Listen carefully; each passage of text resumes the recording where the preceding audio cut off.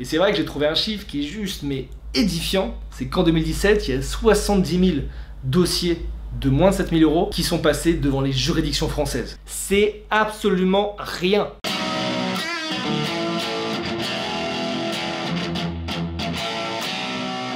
Salut les amis, j'espère que vous allez bien, je suis très heureux de vous retrouver aujourd'hui pour une nouvelle vidéo. Bon les amis, on va commencer cette vidéo par poser les deux pieds dans le plat. Est-ce que sincèrement vous pensez pas que le contentieux c'est un processus qui peut être quand même extrêmement cher et destructeur pour le client? Et c'est pour ça qu'aujourd'hui j'ai voulu vous faire une vidéo sur un dispositif qui est innovant, un dispositif qui à mon sens a de l'avenir, qui est la médiation. Et c'est vrai, je sais pas vous, mais moi j'ai vraiment le sentiment, j'ai l'impression que la médiation c'est un mot qui revient en permanence dans les discours. C'est vrai que la chancellerie pousse quand même depuis quelques années les professionnels, que ce soit les avocats, les magistrats, à recourir à la médiation parce que voilà, en réalité le budget de la justice, c'est le budget de la justice, il est ce qui est, et il y a un véritable engorgement des tribunaux que aujourd'hui nos tribunaux en France ne sont plus prêts à accepter. Et c'est vrai que dans le même temps on constate une véritable explosion, je dirais, des petits litiges, notamment en matière de droit de la consommation, et c'est pour ça qu'au fond la chancellerie cherche à favoriser la médiation pour éviter le contentieux et donc l'engorgement des tribunaux. Et donc les amis, pour préparer cette vidéo, je vous avais lancé un appel à questions sur LinkedIn pour vous demander qu'est-ce que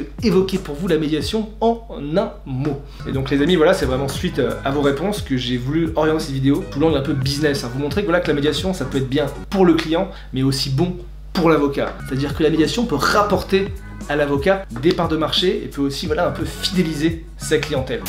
Mais avant de commencer les amis, qu'est-ce que c'est que la médiation? Et c'est vrai déjà ce qu'il faut savoir, et je pense que vous le savez pour l'essentiel, c'est qu'il y a plusieurs modes alternatifs de règlement des différends. Il y a la médiation, il y a l'arbitrage, il y a la procédure participative, il y a la transaction. Et donc la médiation, c'est un processus qui peut avoir lieu soit dans le cadre d'un contentieux, soit en dehors d'un contentieux. Et en fait le principe c'est que les parties vont être réunies par ce qu'on appelle un médiateur qui va être là pour écouter les parties et faire en sorte que les parties puissent vraiment discuter pour à terme trouver un accord, mettre fin aux différends. Et en fait cet accord, on appelle ça un accord de médiation.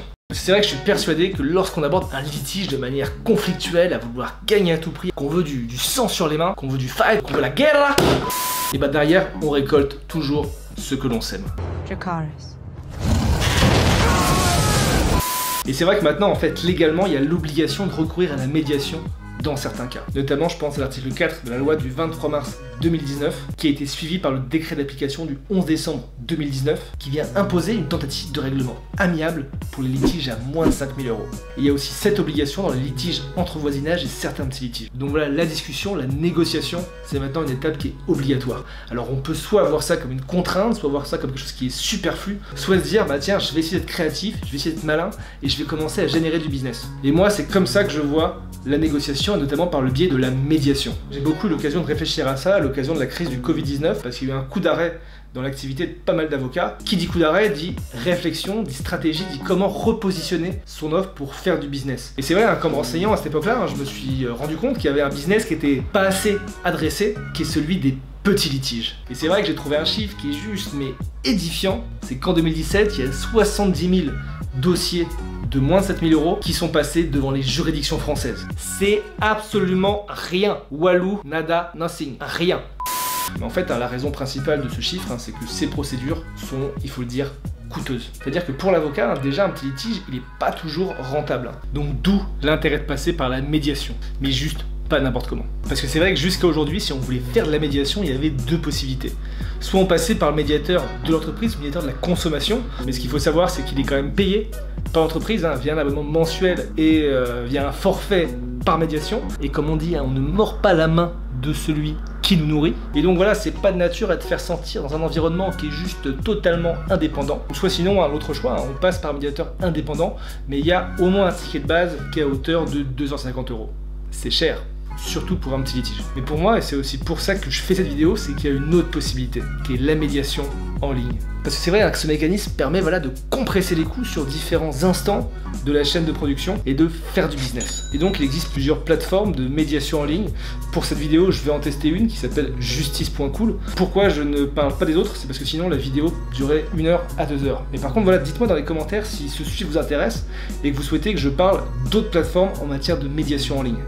Donc voilà, je me suis connecté sur justice.cool et en fait il y a une première étape qui est une étape je dirais de collecte d'informations. C'est-à-dire que voilà, on voit qu'il y a déjà plusieurs types de petits litiges qui sont créés, que ce soit en matière de droit du travail ou en matière de de voisinage. Et donc voilà, moi en tant que demandeur, la plateforme va me proposer déjà un questionnaire où je vais rentrer pas mal d'informations sur le dossier. Et la plateforme me demande aussi de rajouter des pièces. Et donc voilà, ce qui est intéressant, c'est que le dossier ne va pas commencer tant que le client n'aura pas envoyé genre toutes les pièces. Et donc ça, je trouve que c'est une bonne fonctionnalité parce que ça a un mérite qui est celui de qualifier le dossier. C'est-à-dire que voilà, ça évite les allers-retours avec le client et ça permet voilà, de travailler seulement avec les clients qui sont motivés pour avancer, les clients qu'on va pas forcément chasser H24 pour qu'ils nous envoient les différentes pièces. Et ensuite voilà, on voit sur l'écran qu'il y a une forme de calculateur automatique, hein, une estimation des demandes. En fait, c'est ce que la solution appelle le score de médiation, qui est en fait le pourcentage de chance ou de malchance d'être condamné. Et c'est vrai que pour moi, le calculateur, c'était quelque chose qui était nécessaire, indispensable et qui apporte une vraie plus-value parce que vous savez bien que lorsqu'on est en négociation avec une partie adverse, et bien sur quoi on va négocier? D'abord, on va négocier sur les calculs et on va s'envoyer mutuellement nos estimations. Et ensuite, une fois que j'ai fini de remplir tout ça, en fait, la demande est envoyée au défendeur avec le score de médiation. Et en fait, pour les moins technophiles d'entre vous, ce qu'il faut savoir, c'est qu'en fait, Justice.cool dispose d'une API qui peut directement se brancher au CRM du défendeur. Et ça, je trouve que c'est une vraie valeur ajoutée parce que ça permet d'avoir une interopérabilité en fait entre les données qui sont sur Justice.cool et les données qui sont sur ton CRM. Et surtout, hein, si on veut prendre un petit peu de hauteur en matière de médiation, ça permet d'avoir une neutralité, c'est-à-dire qu'en disant voilà qu'on s'intéresse autant aux demandeurs qu'aux défendeurs. Donc c'est un bon message technologique et philosophique qui est envoyé. Ensuite, ce qui est intéressant, c'est que le client va avoir un droit d'accès à la plateforme et en fait pourra accéder à pas mal d'informations au fur et à mesure de la procédure. Et ça, je pense que vous le savez, vous l'avez vu dans mes dernières vidéos, je pense à quelque chose qui est extrêmement important lorsqu'on s'adresse aux opérationnels, lorsqu'on s'adresse aux justiciables dans une solution technologique Legal Tech, c'est vraiment les précisions, les commentaires, ce que j'appelle les guidance, c'est-à-dire toutes les informations qui vont aider l'opérationnel, qui vont aider le justiciable à comprendre, à appréhender la solution et la situation juridique. Et en fait, du coup, ce qui est intéressant, c'est que Justice.cool a pour le coup travaillé vraiment les guidance. On voit qu'il y a véritablement voilà, une explication des indications qui vont être données au justiciable sur comment va se passer la médiation, qu'est-ce que c'est que la médiation, à quelle étape on en est, comment ça se passe. Et ça, vraiment, ça évite tous les appels des clients qui demandent voilà où on en est, qu'est-ce qui se passe, quelle est l'étape suivante. Là, au moins, tout est indiqué, donc l'avocat optimise à chaque fois 10 minutes, une demi-heure de call avec le client. Et d'ailleurs, hein, pour compléter ça, voilà, Justice.cool propose une FAQ qui est assez précise, qui permet de donner toutes les informations pédagogiques nécessaires pour le client. Et ensuite, voilà, une fois qu'on a envoyé tout ça, les parties vont entrer en négociation. C'est ce qu'on appelle la phase de ping-pong. Et là, ils vont discuter chacune des demandes. Et pour le coup, et ça je pense que c'est la valeur ajoutée de la médiation en ligne, c'est que les parties n'ont pas à se rencontrer pour discuter des différentes demandes. Ils peuvent le faire d'où ils veulent, quand ils veulent. C'est-à-dire que là, vous voyez, dès qu'il y a une demande ou une contre-demande qui est faite, en fait, la partie adverse va être notifiée de la demande ou de la contre-demande. Et ça, c'est vraiment un gain de temps parce que réunir les deux avocats, les deux parties et le médiateur, déjà, ça demande une capacité logistique impressionnante, notamment pour moi qui ai déjà du mal à m'organiser pour réserver un resto. Et ensuite ça permet voilà, d'éviter d'immobiliser une date dans un emploi du temps. Et ensuite les parties ont 60 jours pour closer la médiation et s'ils sont d'accord, ils vont réussir à signer électroniquement un accord de médiation qui va mettre fin au litige, qui va mettre fin aux différends. Et je trouve que ce qui est bien fait sur Justice.cool, c'est qu'il y a la possibilité en fait de faire du paiement en ligne. Et ça, pour les petits litiges, c'est quand même assez pratique parce que ça évite de se poser trop de questions sur la banque, sur l'exécution, etc.